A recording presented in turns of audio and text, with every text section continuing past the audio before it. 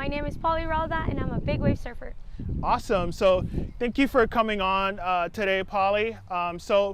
Before we get started, let's talk about what it means to be a big wave surfer. I think what it means to be a big wave surfer, it varies from who is analyzing if you're a big wave surfer or not. For some people, big wave surfing means like you gotta be like Kai Lenny, for example. And for others, just getting a big wave is enough. For me, I think a big wave surfer is somebody that loves surfing big waves and that has survived a very horrible wipeout, and then they still wanna come back again for more. Yeah. So with that being said, I've seen you pull into some pretty amazing barrels that normal people like me would never survive at Waimea Bay. So what's it like surfing Waimea Bay when it's like a really nice max day at Waimea Bay?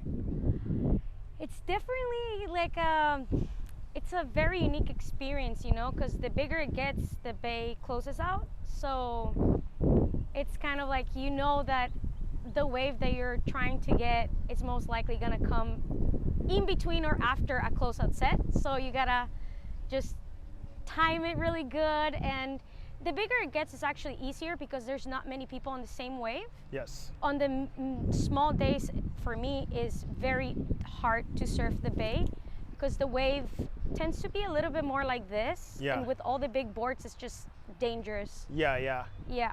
And a lot of people on the way, and most likely you're just gonna collide against somebody. Right. So let's start back from the early beginning. Where did you grow up and how did you get introduced to surfing? So I grew up in Guatemala City, 2 hours away from the ocean. And I got introduced to surfing when I was 13 years old.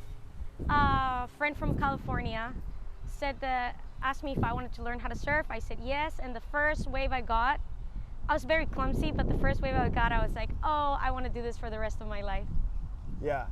So from that point on, how did you end up in Hawaii being a big wave surfer? So it's an interesting story. I was watching ESPN, and there was the XXL Awards. Yes. In Guatemala, when I was 13, there was no internet, or it was no Facebook. No, Facebook came to Guatemala when I was 17. Yeah. So we just didn't know much about surfing. Like, we just did whatever we thought it was okay. Like, go straight on a wave, and like our boards were like what American people left in Guatemala ages ago. So we didn't have magazines to tell you this is what you're supposed to do, or I've never seen a big wave in my life. So when I was looking at ESPN, we were with a bunch of friends, and I saw Kayla Kennelly actually won that year, and she was getting a big wave, and I was like, would you guys do that? And everybody said no. And I knew in my heart that if I had the possibility of doing that, I would totally do it. So I said I would do it 100%. And they all laughed, they called me crazy. And since that moment, I just thought like, maybe I am a big wave surfer. I just haven't had the chance to surf a big wave. Yeah. So I started looking places, like just asking like, where does a big wave happen? And then finally internet came, and I saw that Hawaii had big waves. So I came here to surf big waves without ever surfing a big wave. So what was that first moment like? I mean, I guess we all had to start somewhere. So with that being said, first getting here, did you just jump into Waimea cold turkey, or were there other places that you went to, kind of get acclimated to the environment first? So because I came here in the summer of 2012, and I didn't know anything, so I ended up in Waikiki. I was surfing Queens because I thought that was it, right? So I did this longboard contest. I didn't even know how to longboard, and then this guy saw me and it's like, oh, you lost your heat. And I was like, yeah, I lost my heat, but if the waves were bigger, I would have won. So the guy was like, oh, you like surfing big waves? And I was like, yeah, I love it, but I've never tried it before. So he's like, I'll take you, you just have to train for 3 months, and I'll call you again and I'll take you surf Waimea Bay. And I was like, wow, this is my opportunity. So I trained as how I thought you needed to train. And I waited for this guy's call, and then he actually did call me. That was the only time I saw him. He picked me up and he took me to the North Shore for my first time to surf Waimea Bay. Wow. And it was small. It was probably like, for me it was really big, but it was probably like pinballs barely breaking. And then I got a wave, and I was like, wow, does this mean that I'm a big wave surfer now? And that was like my motivation. I was like, I gotta move to the North Shore and I gotta do this. So that was my first experience. So I was surfing Queens, and people still remember me at Queens. Really? Because I would tell everybody, yeah, I came here to surf big waves, and so they're like, where are you training? I was like, here, I just pretend that this is a 25-foot wave and I'm just going for it. And because it's a longboard, that's gonna help me with my gun. And people were like, good luck. And yeah, so that was me at the beginning. I Yeah. guess. So from from getting that first, the first ride at Waimea, it sounds like you were hooked ever since then. Yeah. So when did you really start to get serious and like start to, start training? So I think everything, when you have like this big dream, for me at least, it hasn't been easy, but I feel like God has put key people on my path. So that same year, winter, that I moved to the North Shore, I met a big wave surfer girl. We had a friend in common, and she introduced us and we became best friends. Her name is Sylvia Nabuco. And she, before she was a big wave surfer, she was a Ironman Triathlete. triathlete. Yeah. So she was very into training, and she was like, I'm gonna take you out with me, but you have to learn how to free dive, how to rescue me, and how to train and be strong, because you're like, I was weak. I was like a little girl. Yeah. So I was like, I promise I'll do anything. So she actually got me into free diving. She got me into, I took so many courses of like CPR and like rescue, because she was like, if you're gonna surf with me, I'm gonna take a lot of heat. And she did, but you have to be prepared for the worst case scenario. Right, and be able to get yourself at that situation. Yeah. So she's the reason why I'm so obsessed with training.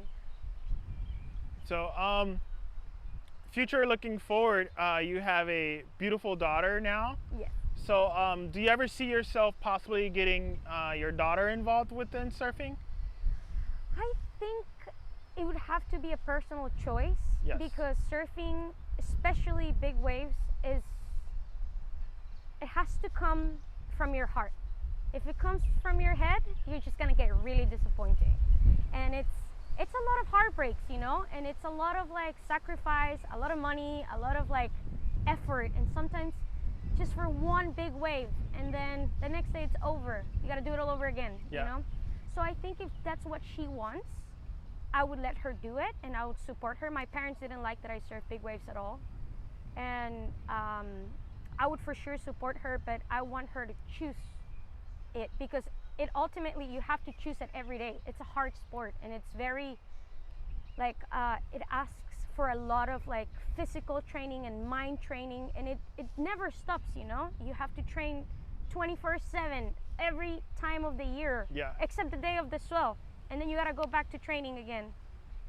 So I would let her choose. How is your support system? How's your husband like? How does he feel about surfing the big waves? Well, he met me surfing big waves, so he understands that that's something that I like. He doesn't understand it. He's like, oh, you gotta surf again? I'm like, what do you mean again? This is another swell. So he supports me as much as he understands the whole thing, but you would never understand surfing, and especially big wave surfing, unless you surf big waves. Or if you're film big waves, There's something about big wave surfing that is like, feels like urgent. You have to not do anything for the day prior, the day off, and the day after of the swell. You have to commit, And like, I feel like surfing, and the difference is like, you can surf in the morning or in the afternoon. It doesn't matter. But when there's a big swell, it's like everything goes there. Right, yeah. So where are some places big wave surfing has taken you?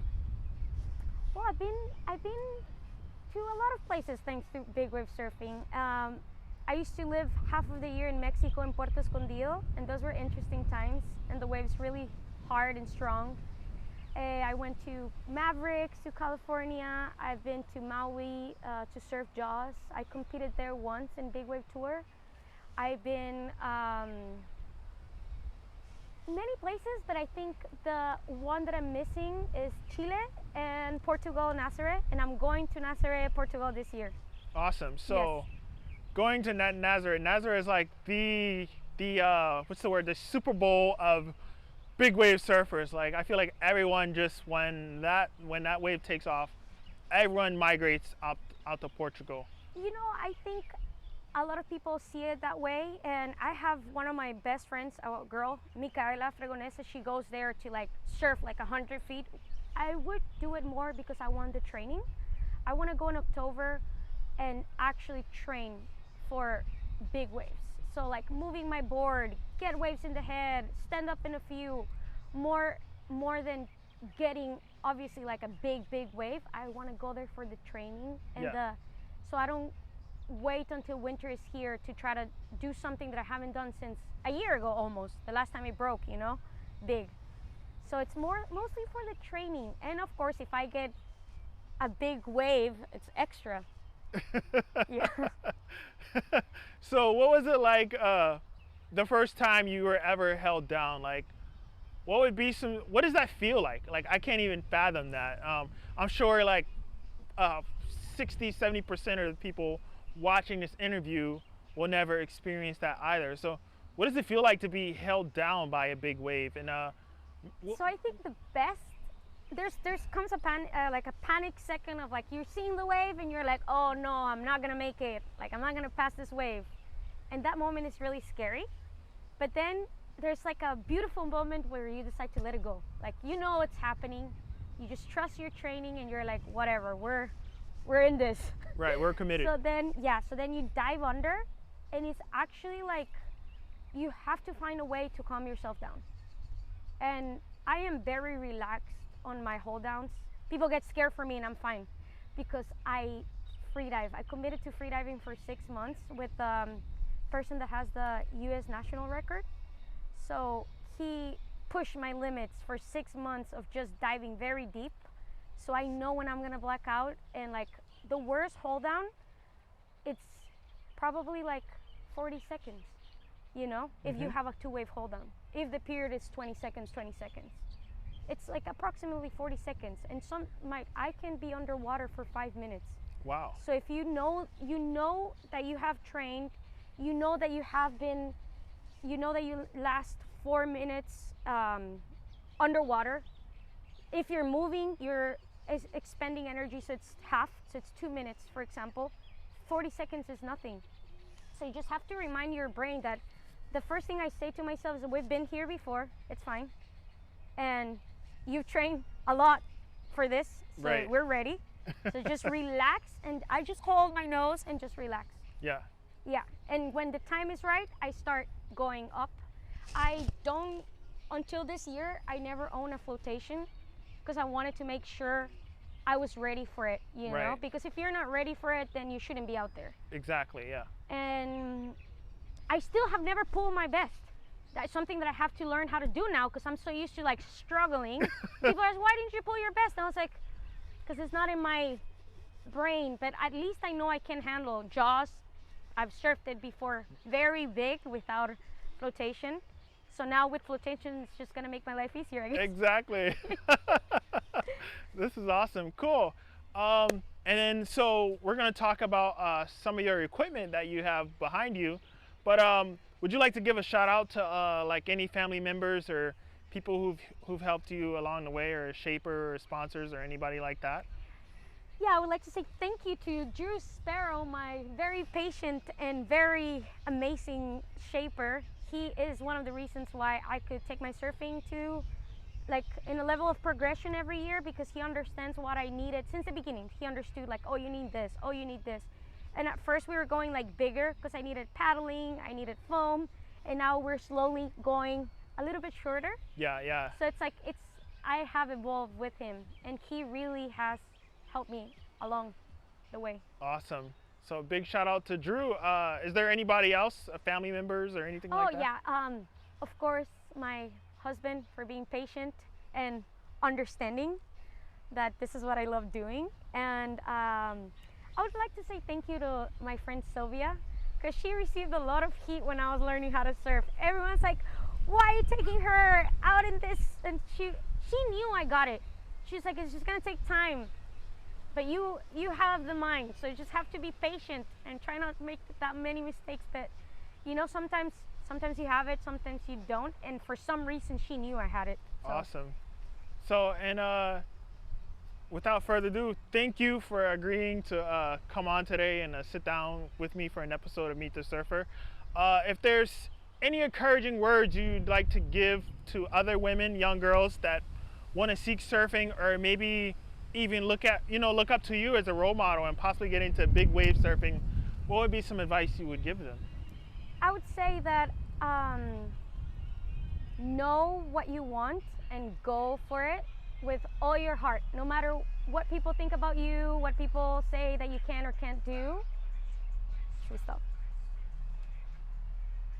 Let's start that one again. Yeah. Okay. I gotta make sure I got that question right.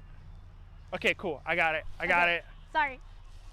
So what would be some advice you would give to other young girls or women who look up to you as a role model and possibly want to get into surfing and possibly even get into big wave surfing? I would tell them to follow their heart and do it with all they have and without questioning themselves, and just focusing on their goals and doing it no matter what. No matter if everybody tells you you're crazy, you should be able to do it, and to train so you have something to back you up, and just follow your heart and do whatever it takes to keep you safe and to keep you going, and then do it until the end. Awesome.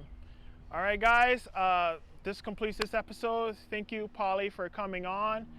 Where can people follow you on social media if they want to follow your journey? I post a lot on my Instagram, so it would be Polly_Ralda, and I just post a lot over there. So there. Okay, awesome. Thank you. All right, thank you, Polly. Aloha. Bye.